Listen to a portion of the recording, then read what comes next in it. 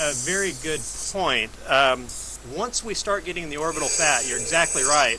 We need that out of the way as we're doing the drilling, and that's one of the reasons why I elected to kind of move to the optic nerve decompression while we have the periorbita intact. Could I have a kerosene rongeur while you're changing that to the... So we're looking at the sphenoid sinus, and as Michael had pointed out, we really want to do a very good sphenoid sinusotomy. So we want to remove the entire rostrum of the sphenoid. So this is, you can use a Hayek punch. Bear in mind, there's our optic canal right there. So that's where our target is. Below that, we're going to find, and this is actually nice. It made up, you know, all the complaining that I did about the frontal sinus. It's all nice now. All life is good. Okay, so let's actually see a straight burr, or yeah, this is a 12-degree burr, small burr. You have to switch. Perfect.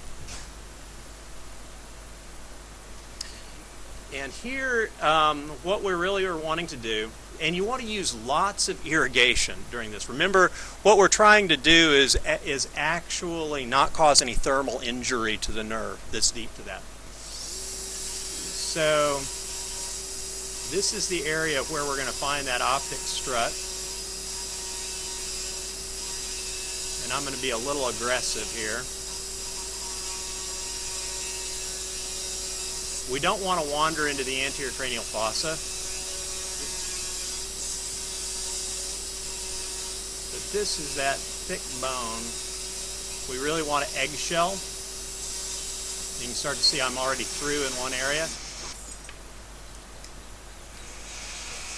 Now there is an ophthalmic artery that is a direct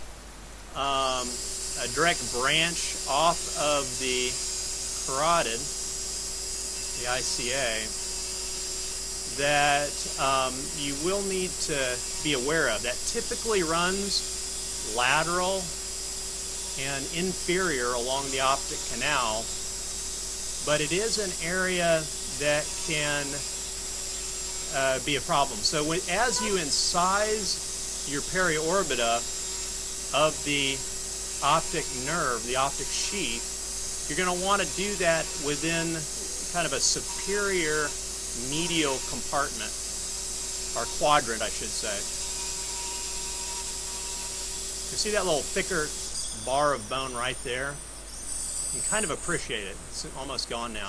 This is that optic strut that is really critical. Of course, if we move inferiorly, our carotid artery is just inferior here, so we want to be aware of that as well. I want to get you guys back to your